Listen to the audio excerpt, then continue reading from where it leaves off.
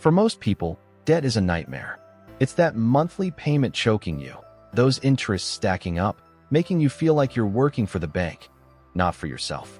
We're told, debt is dangerous. Avoid it. It ruins lives. And in many cases, that's true, because bad debt is nothing but financial slavery. But here's the twist. That's only half the story. While the majority struggles to escape debt, the wealthy, they play a different game. They use debt as a weapon. The same tool that keeps millions stuck in their hands becomes a money machine. They don't run from debt. They leverage it to buy assets, to grow businesses, to slash taxes, to multiply wealth. Meanwhile, most people sink deeper with bad debt. Debt that only makes you poorer. You take out a car loan for 30,000 euros. The second you drive it off the lot, it's worth 25,000 euros. And you're still paying interest on something losing value every single day. You swipe for the latest iPhone, Euro 1, 500 on credit. Hidden fees, installments. A year later, it's worth half. 2 years later, obsolete. You borrow for a dream vacation, Maldives, 7 days in paradise. But when you're back, memories are free. Monthly payments are not. See the pattern? These debts don't build wealth. They drain it. They fatten the banks. While you're stuck on the treadmill, trading time and energy for things that vanish in value. The rich, they flip the script.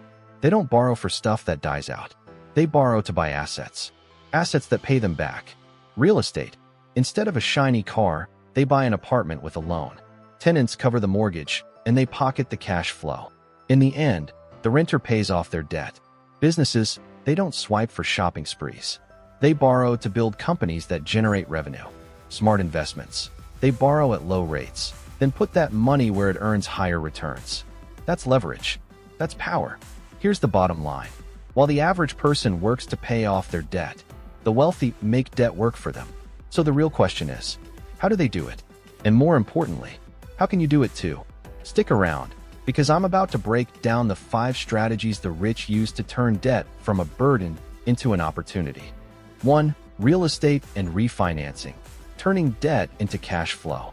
For the wealthy, real estate is one of the most powerful tools to turn debt into wealth. Not like the average person who takes a 30-year mortgage just to pay it down slowly. Smart investors use a completely different playbook. They borrow money, not to buy liabilities, but to buy income-producing properties. And their secret weapon? It's called refinancing, a strategy that lets them pull out cash without ever selling. Here's how it works. Imagine Mike. He buys a rental property for 500,000 euros, with the bank financing 80%. Every month, his tenants pay rent. That rent covers his mortgage. Meanwhile, the property's value goes up, and his loan balance goes down. Fast forward a few years.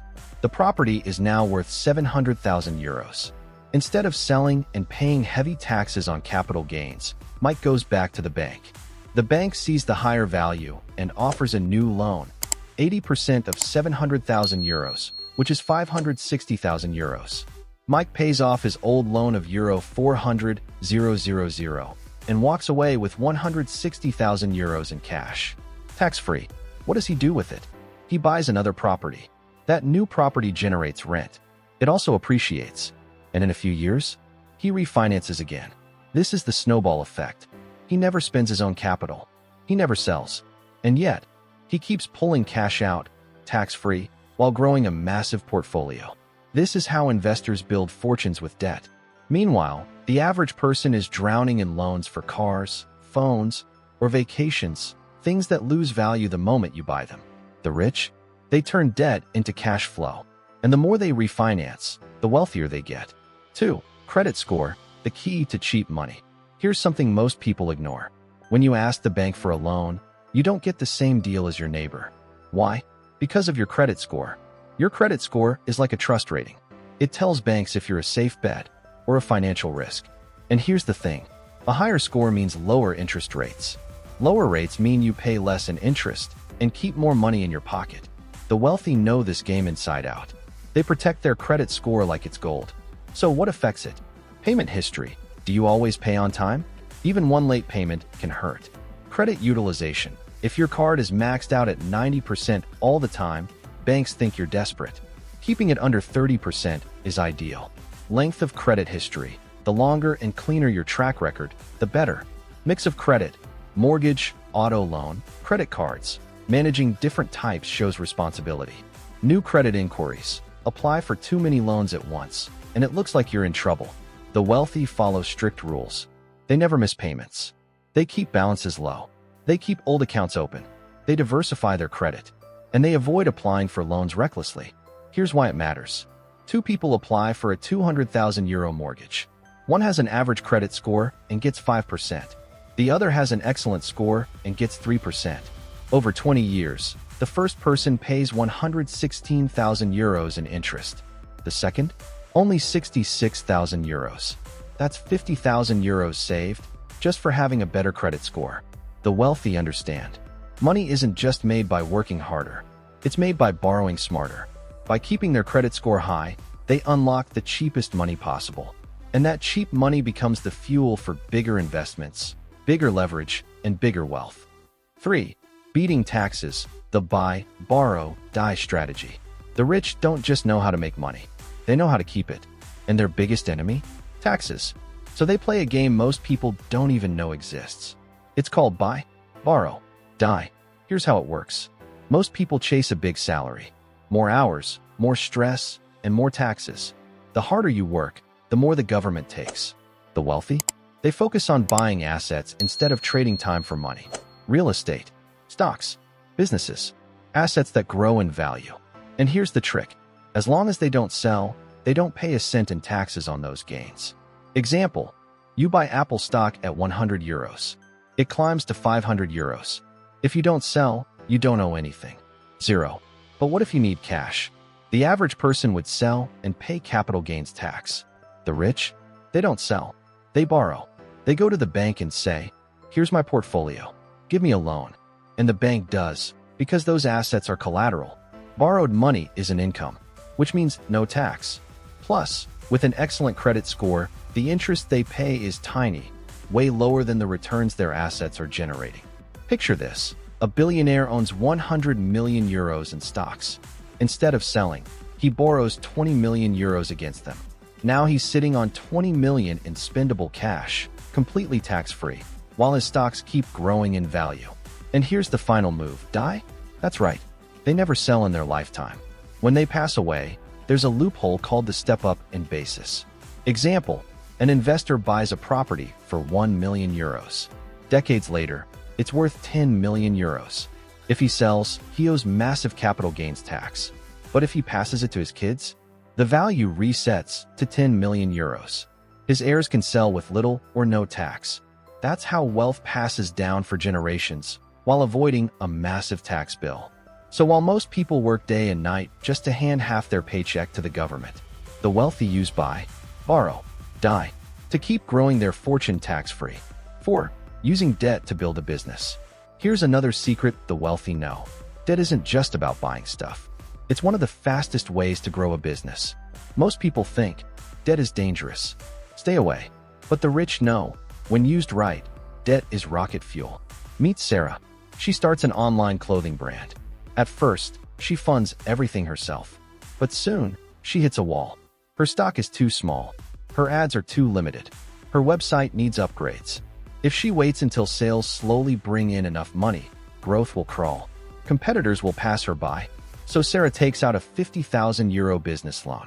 With that cash, she doubles her inventory, launches a targeted ad campaign, and upgrades her site. The result? Sales skyrocket. In a few months, she's making far more than before. Enough to pay back the loan and still profit big. That's how smart entrepreneurs scale. Amazon, Tesla, Apple. None of them grew by waiting for enough cash. They borrowed. They invested. They grew. Think of it like farming. A farmer who refuses to buy seeds on credit and waits until he has enough cash loses a whole season. Meanwhile, the others are already harvesting. The rule is simple. If debt funds growth that generates more money than it costs, it's good debt. If debt funds consumption without return, it's bad debt. The wealthy know this math. They calculate the return on every loan. They make sure every dollar borrowed produces more than it costs in interest. And that's why their businesses scale fast, while others crawl slowly or never leave the ground. Debt isn't the enemy. Used right, It's the lever that turns small ideas into empires. 5. Using debt for tax optimization. Most people see debt as a burden, something scary, something that chains you down. But here's the shocking truth. The wealthy don't just use debt, they use it as a secret weapon to pay less taxes. Yeah, you heard that right. While the average person just pays their taxes without even thinking twice, the rich know how to legally and intelligently use debt to slash their tax bill. It's no coincidence that big corporations and top investors borrow massive amounts of money. Debt doesn't just help them grow faster. It literally helps them keep more of their wealth. Let me give you a real example. Meet Mark. He's a savvy real estate investor. He owns several rental properties that bring him steady income every single month. Now, if Mark had to pay taxes on all that rental income, his tax bill would be crushing. But Mark knows a secret. By taking out a mortgage, he can deduct the interest payments from his rental income. Boom, collision. His taxable profit goes down. His taxes shrink. And instead of sending money to the government, he uses it to build his empire while still pocketing a big chunk of his rental income. And this doesn't just work for real estate. Picture a business making huge profits. If that money just sits in the bank, the company gets slammed with a giant tax bill. But if that same company uses debt to invest in new equipment, new offices, expansion, it creates deductible expenses that shrink taxable income. Translation: the business grows faster while paying less taxes. The wealthy understand one thing most people don't. The most expensive money you'll ever pay is the money you give away in taxes. Instead of just accepting the system, they bend it, legally. They use debt to create expenses, generate cash flow, and optimize their finances. That's why giant corporations almost never buy things outright in cash. They borrow, not just to protect their liquidity, but to take full advantage of the tax benefits tied to debt. Here's the bottom line. Debt is a double-edged sword. Use it the wrong way, and it traps you, working endlessly just to cover interest, never getting ahead. But use it the right way, and it becomes one of the most powerful levers for wealth creation. And here's the key difference. The rich don't borrow to buy luxury cars, flashy vacations, or things that lose value. They borrow to acquire assets that generate income and literally pay off the debt for them. So now the question is on you. Are you going to keep using debt to buy things that drain your wealth? Or are you finally going to make debt work for you, like the wealthy do, and turn it into a weapon for financial freedom? Drop your thoughts in the comments, backhand index pointing down. And if this opened your eyes, hit that subscribe button, because the next videos could completely change the way you build wealth. See you in the next one. Rock it!